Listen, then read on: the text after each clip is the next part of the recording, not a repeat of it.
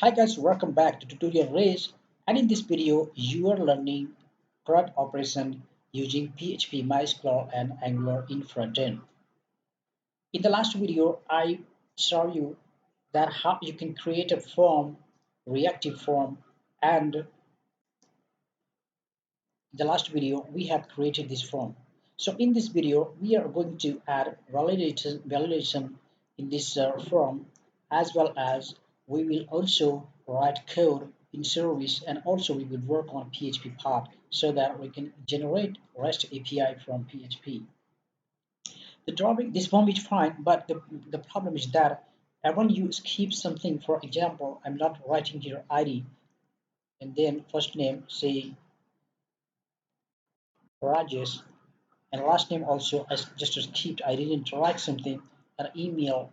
I'm just writing here rajesh@gmail.com and just click on submit. And still you can see the data is submitted, but you can see the ID is going null, and as well as this last name is also going blank. So of course this is not a perfect form. So what we will do mistakenly, or user can submit half of the data, so and incorrect data as well.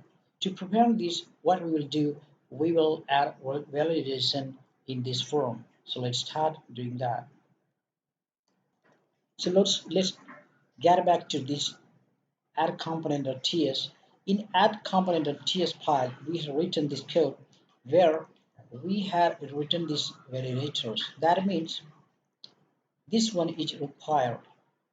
So actually this validation has two parts, but in a reactive form, actually the validation takes place in two parts.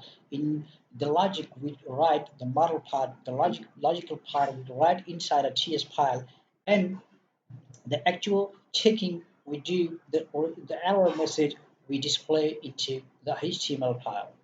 So in this one, what we have done, in ID we have not done any validation, and in first name we have just put here required field, and then the last name we have uh, restricted here with required, as well as the maximum length we can specify here, for example 12. I'm writing, sorry, there is a mistake.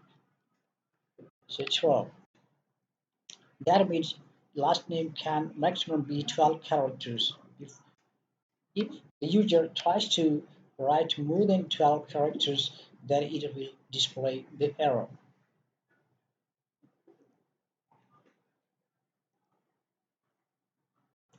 Now, in email as well, we have provided here max length as 30.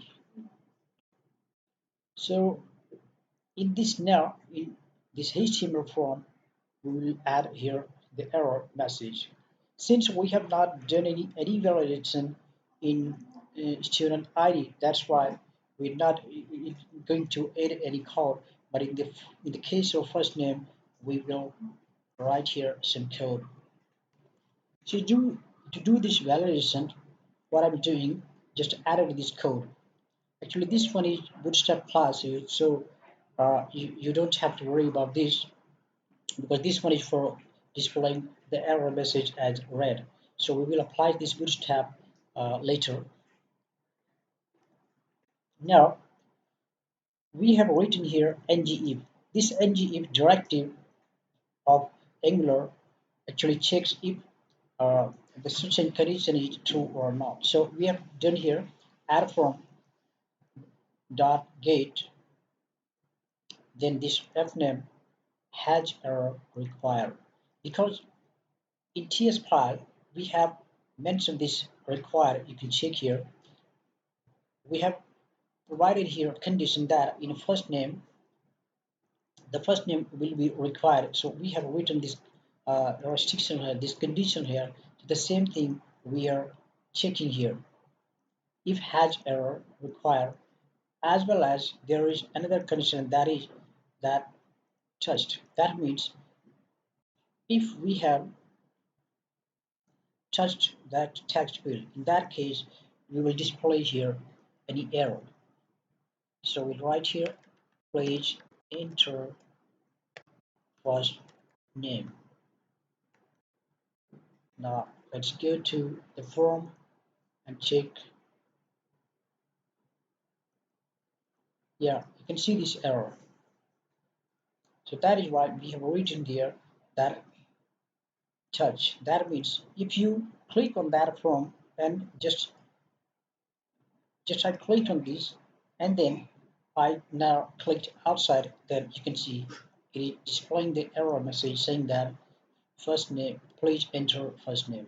So similarly, we will write the code for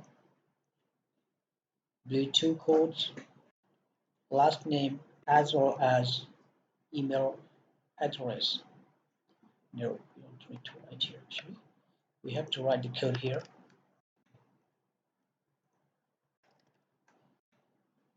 So now let's modify it. The first one is first name, so it will be L name. Here too, we have to write here L name, and then please enter last name, and then email. So just write here email as well as email here. Please enter email ID.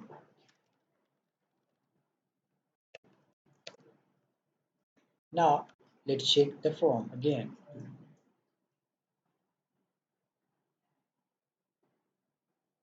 If I click on this and outside, then it's displaying that first name, please enter first name, and same here as well, and in email ID as well. So you can see that our required condition is fulfilling perfectly and it is working perfectly as well. But if you see this TS file, then last name as well as email, we have added additional validation, and that is the maximum length use. So we need to write here some additional code for checking the maximum length as well. So now in last field, let's add here another code. So here is one additional code. We have written here that last name has error, and which one? The max length. And then if it is touched, so we write here. So let's see here what we have put here, condition 12. So we write here, please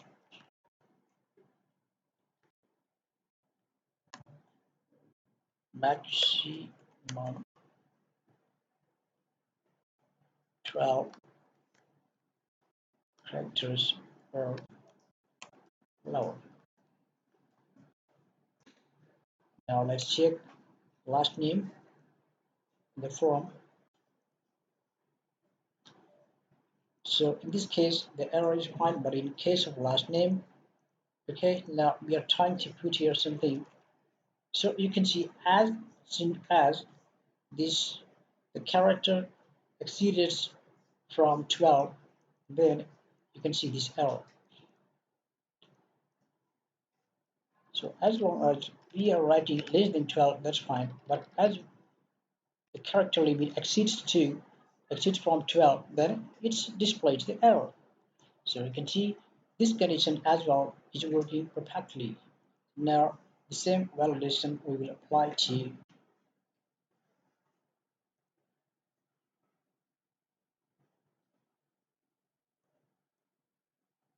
email as well. So let's rename it to email, and then here as well. So in this case, we write 32, probably 30. So we write here maximum 30 characters are allowed. Now finally, let's check this form. Then we will proceed ahead. It's working fine. Last name as well. So it is also working fine. And in case of email, there's something wrong. In this case, now let's check as well. So this validation is working, but oh, so it is more than 30. Now it's working as well. It's fine. So in this video, that was that. We will in the next video we will create a database as well as table, and then write code, PHP code to generate REST API, and then we will call that REST API into our Angular project. So stay connected and check the next video. Thanks for watching. Bye bye.